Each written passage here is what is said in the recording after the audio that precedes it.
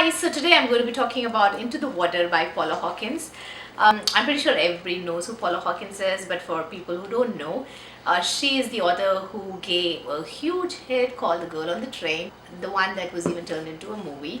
So when I heard that she was going to come out with her second book, I was super excited and I just finished reading it. The story begins with the death of Nell Abbott, a single mother, drowning in this mysterious river. So people think that she killed herself, but her family thinks otherwise.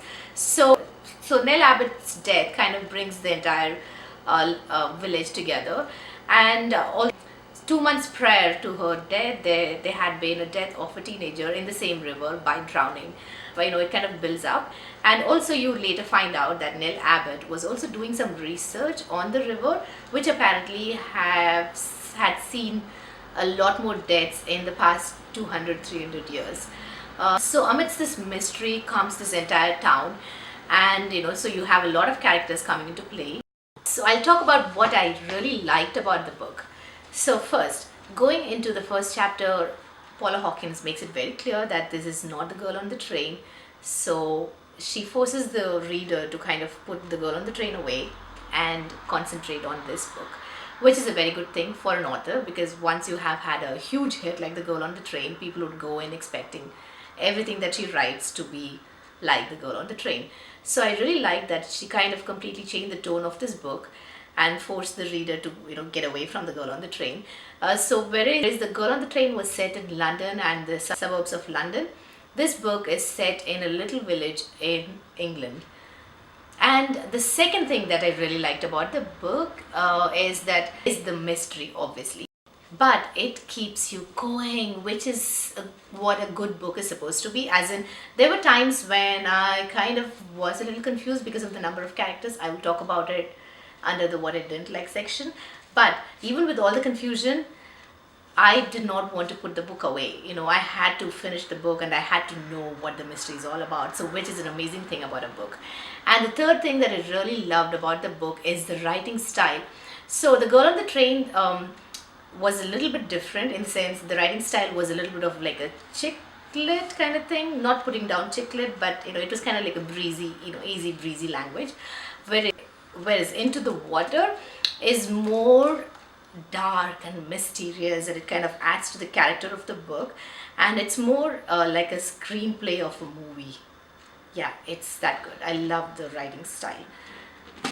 Okay, now moving on to the things that I did not enjoy about the book. Okay, so remember in the first section I told you that there are a lot of characters in this village, right? So the book is written in a way wherein she writes this one story from all these characters' points of views. Does that make sense? So for example, there's this cop, there's a teacher, and blah blah blah, all the characters, right? So she tries to tell the story from everyone's perspective, which is a very good thing because it gives you a different perspective every time you read it. But she had too many characters going. Like at one point I think she has like at least 12 to 13 characters, and it's so confusing. Like sometimes you kind of forget who's who, and you're like, oh my god, who's this Erin, who's Sean? So sometimes I have to go like 2 or 3 chapters back to figure out who this character is. So actually there are people who actually had post-its written with all the characters so that they don't have to go back and forth. So I found that a little distracting and a little frustrating. So I wish she had just stuck to like maybe 6 or 7 characters.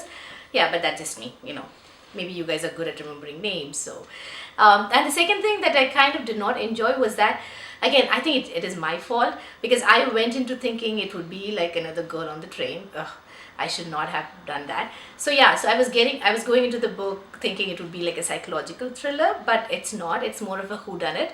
So that kind of disappointed me. But again, I think that's just me. So if you enjoy whodunit and if you go in without any expectations, you would actually enjoy the book. Ratings. Oh, I really don't like to give out ratings, but if I were to, it would be 3 out of 5. So I would give this book maybe a 3 out of 5. So if you are a fan of whodunit, you would absolutely love it, and if you like if you like great writing style, you would love it.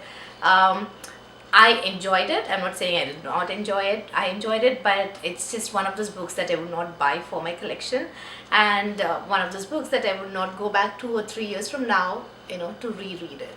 So yeah, it's that kind of book. So if you're looking for like a beach read, summer read, a quick read, then this is the book. So that's it. Thanks for watching. Bye.